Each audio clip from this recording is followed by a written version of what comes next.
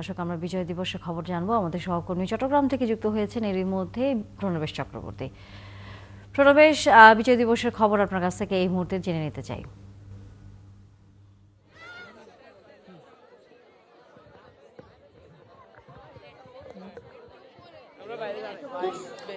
তানিয়া, সারা দেশের মতো চট্টগ্রামেও আজকে যথাযথ মর্যাদায় যারা বীর শহীদ, যারা দেশের জন্য আত্মত্যাগ করেছেন, তাদের জীবন বিসর্জন দিয়েছেন, সেই বীর শহীদদেরকে স্মরণ করা হচ্ছে।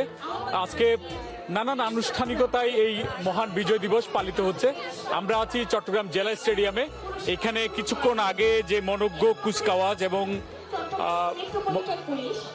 ডিসপ্লে অনুষ্ঠিত হয়েছে, অর্থাৎ মুক্তিযুদ্ধের ইতিহাস, ঐতিহ্য এবং গ্রামীণ বাংলার যে সংস্কৃতি সেটি তুলে ধরে মনোজ্ঞ ডিসপ্লে এখানে পরিবেশিত হয়েছে।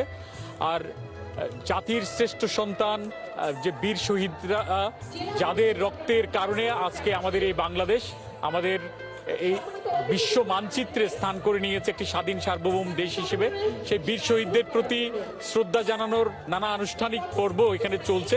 সকালে ভোরের আলো ফোটার সাথে সাথে কাঠটুলিতে যে স্মৃতিসৌধ চট্টগ্রামের, সেখানে পুষ্পস্তবক করে শ্রদ্ধা জানিয়েছেন চট্টগ্রামের city mayor doctor Shahadat Hossain.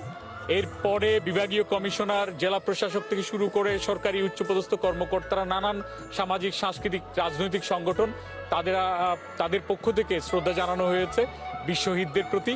এখন আমরা দেখতে পাচ্ছি মহান বিজয় দিবস উপলক্ষে জেলা প্রশাসনের উদ্যোগে আজকে এখানে যে কুচকাওয়াজ এবং ডিসপ্লে অনুষ্ঠিত হয়েছে, যারা বিজয়ী হয়েছেন তাদের মধ্যে পুরস্কার বিতরণ করা হচ্ছে। এখানে জেলা প্রশাসক এবং বিভাগীয় কমিশনার এবং মেট্রোপলিটন পুলিশের উচ্চপদস্থ কর্মকর্তা যারা তারা উপস্থিত আছেন, তারা শিক্ষার্থীদের মধ্যে আজকে বিজয়ীদের মধ্যে পুরস্কার বিতরণ করছেন।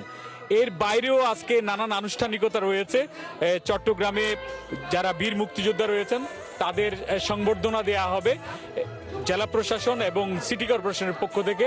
এর বাইরেও সারাদিন ব্যাপী সাংস্কৃতিক অনুষ্ঠান সহ নানান আয়োজন রয়েছে, তো সেগুলো চলবে। তো আমরা